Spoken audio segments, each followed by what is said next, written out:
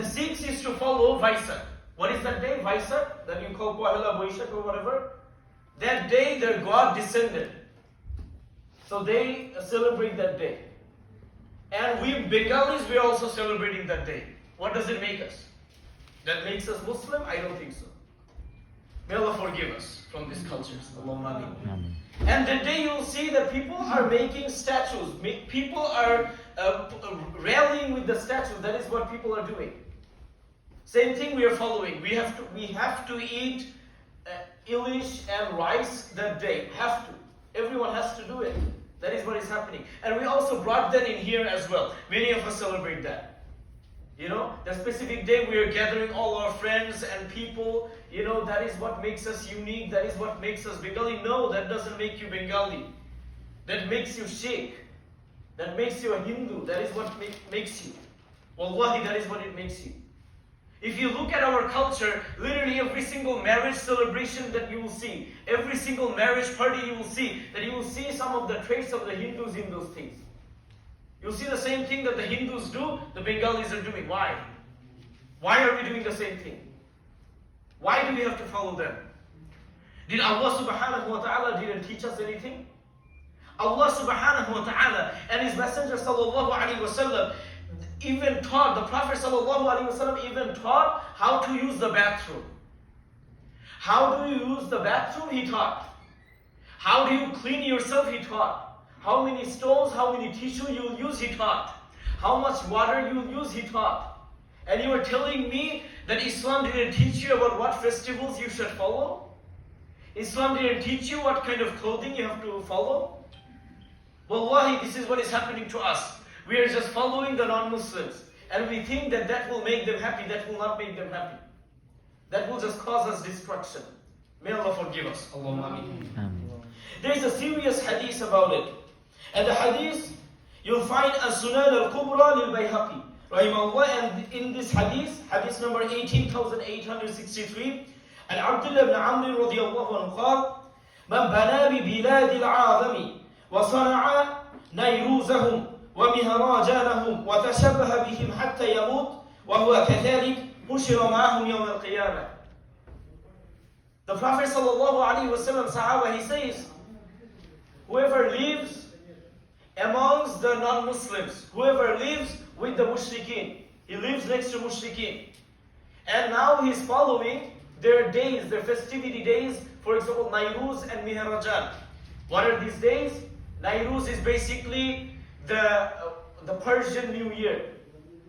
He's celebrating, the Muslim living in that culture, they're celebrating the New Year. And they're celebrating another day. The Sahaba says, and they die in that situation. They die following those festivities. What happens? كَذَلِكَ هُشِرَ مَعْهُمْ يَوْمَ الْقِيَامَةِ.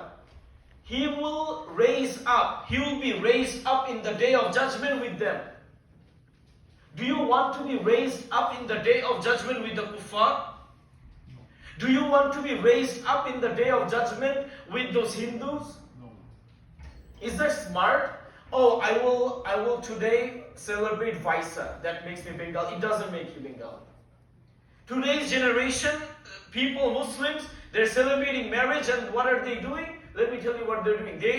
They're celebrating Holi as well. What is Holi? They're smearing colors at each other. Where did they get it from? From a Hindu culture. That is what is happening. Same thing is happening for the Muslims in here as well. Celebrating Christmas, celebrating Thanksgiving, celebrating Halloween, that is coming 15 days later. You know, people are celebrating those days. And what is happening to us? We are like, oh, we don't follow it. You know, my kid is crying. He's crying for candy. Just buy him a candy. Wallahi, candy is not that expensive. Just go to Walmart, $2 candy. Just like that. The moment he goes out, dressed up as demon, do you understand who he's following?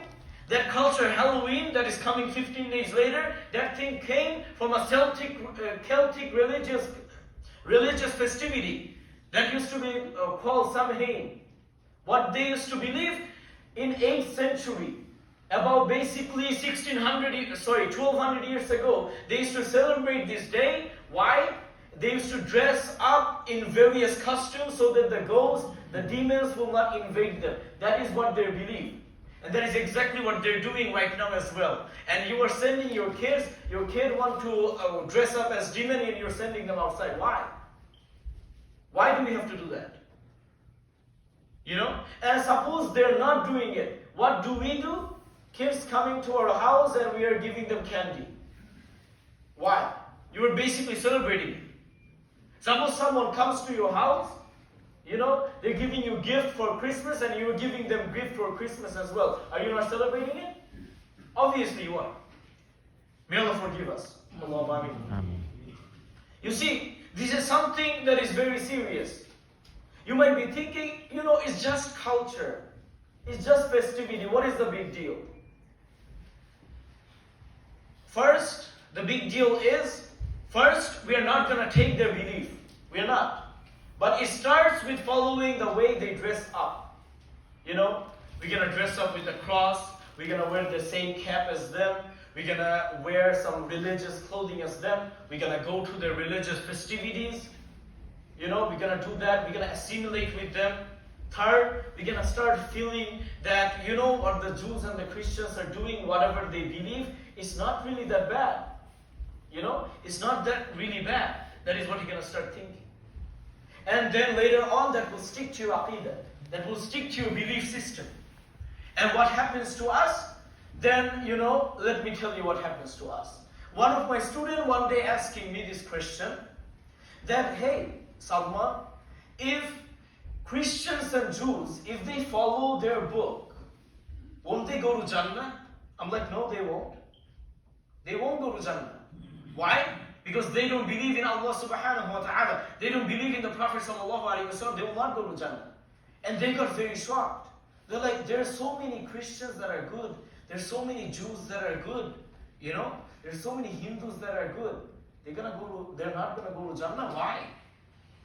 See that mentality? That is exactly what will happen. From that mentality, it will shift to they're gonna literally start following them. They're going to literally start following exactly what they believe. And our Muslim youth, our Muslim generation, they will even change the way the Quran and Sunnah speaks to whatever they like, whatever they desire. That is exactly what will happen. Every single thing, every single scenario. Wallahi, that is what is happening. May Allah give us tawfiq that we don't fall for the traps of shaitan. Allahumma ameen. You see, the takeaway from this khutbah is that whatever clothing, whatever way, whatever belief, whatever culture that makes a certain group, certain religion unique, do not follow that. If you follow that, it is haram, it is kaba'ir. You get a big sin out of it. It is not something that is small. And always remember, those things that you are doing, it will soon take you to a point that you will start believing in the same thing they are believing. And then you might even lose your iman, which we will talk about in detail next week, inshallah. May Allah give us tawfiq. The Prophet ﷺ was extremely strict about it. The Prophet ﷺ, he said, the hadith in Sahih al-Bukhari, 5892. عن عمر رضي الله عنه أن النبي صلى الله عليه وسلم قال خالف المشركين وفروا اللحى وأحفوا الشوارب. Do the opposite of the mushrikeen. Do the opposite of the mushrikeen. Increase your beard, keep your beard, and small down your mustache. What did he say? Do the opposite of the mushrikeen. Even to the point of how much your hair should be, how much your beard should be, you have to follow exactly what Islam taught. Why? Why do we have to do that? You see, the more we be in the path of Islam, the more we stay away from kufr, shirk and bid'ah and haram. The more we be close to them, the more we be close to a certain religion, we're going to be sooner or later, we're going to be very assimilated with them. That is what will happen. May Allah give us tawfiq that we can follow. Allahumma ameen. Wa akhir alhamdulillahi rabbil alameen.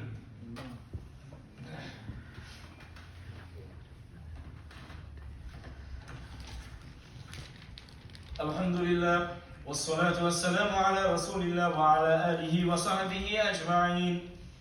أما بعد، وقال الله عز وجل: إن الله وملائكته يصلون على النبي يا أيها الذين آمنوا صلوا عليه وسلموا تسليما.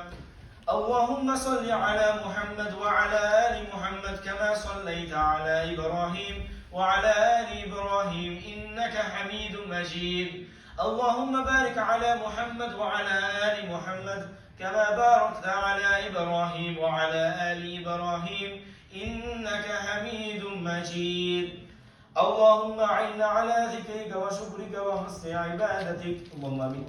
اللهم إنا نسألك الجنة وما قرب إليها من قول أو عمل. اللهم آمين. ونعوذ بك من النار وما قرب إليها من قول أو عمل. اللهم آمين. ربنا آتنا في الدنيا حسنة وفي الآخرة حسنة وقنا عذاب النار. اللهم آمين.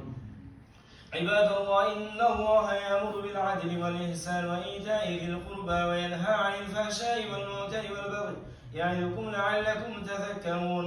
اذكروا الله العظيم يذكركم واشكروه على نعمه يزدكم وأقيموا الصلاة إن الصلاة تنهى عن الفحشاء والمنكر ولذكر الله أكبر والله يعلم ما تصنعون.